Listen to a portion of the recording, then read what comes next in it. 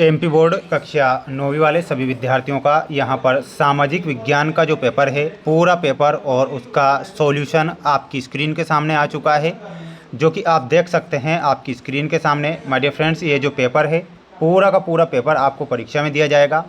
एक भी प्रश्न माय डियर फ्रेंड्स यहाँ से आपके बाहर नहीं जाएंगे, इसलिए आप पूरा का पूरा पेपर ध्यान से देखें।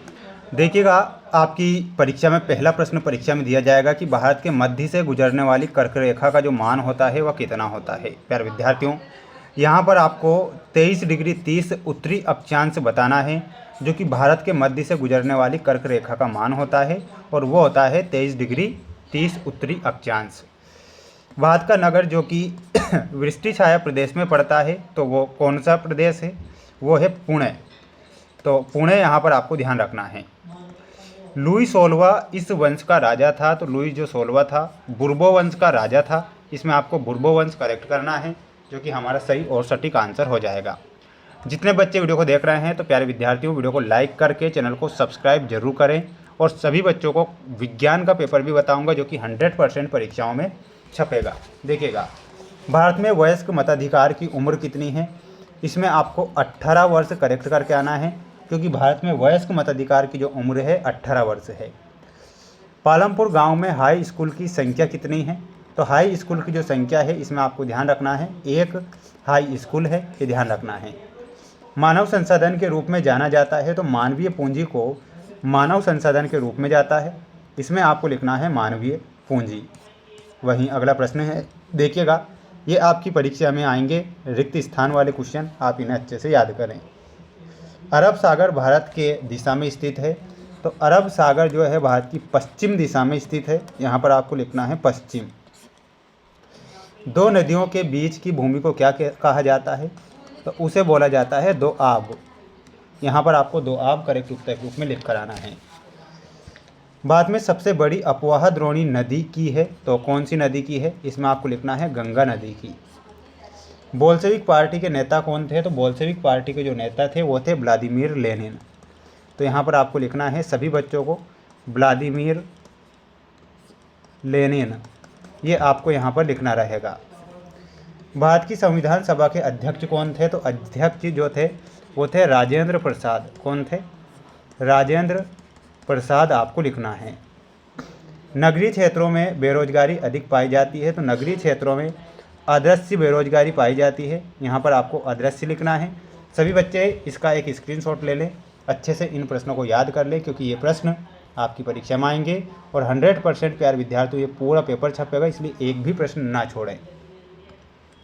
मई 1945 में जर्मनी ने मित्र राष्ट्रों के सामने समर्पण किया था, तो प्यारे विद्यार्थियों यहाँ पर आपको बिल्कुल सत्य के रूप में लिखना है, तो ये सत्य होगा। मेरी एंतोइनेट लुई 16वां की पत्नी है, ये सत्य लिखना है। जावा का संताल समुदाय लकड़ी काटने में कुशल था, ये गलत होगा। भारत में लोकसभा सदस्यों की कुल संख्या 230 है, ये गलत होगा। भारत की प्रधानमंत्री द्रौपदी मुर्मू है, गलत होगा। मनरेगा के माध्यम से शहरों में प्रति परिवार 100 दिन का रोजगार उपलब्ध कराया जाता है, तो शहरों में नहीं है, ये गाँव के लिए थी मनरेगा, तो ये भी आपका असत्य होगा। ठीक है, ये आप ध्यान रखेंगे। इसके बाद ये आपकी परीक्षा में जोड़ी आएगी, आप इस जोड़ी को ध्यान से देखें और अच्छे से याद करें। चिल्का झील, तो चिल्का झील कहाँ पर है? ओडिशा में है।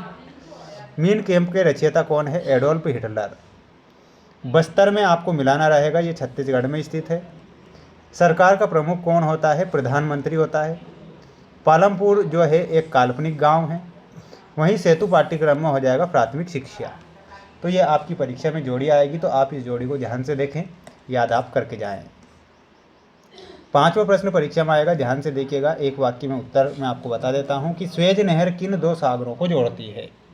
तो सहज जो नहर है वो लाल सागर व भूमध्य सागर को जोड़ती है, तो इसमें आपको लिखना है लाल सागर व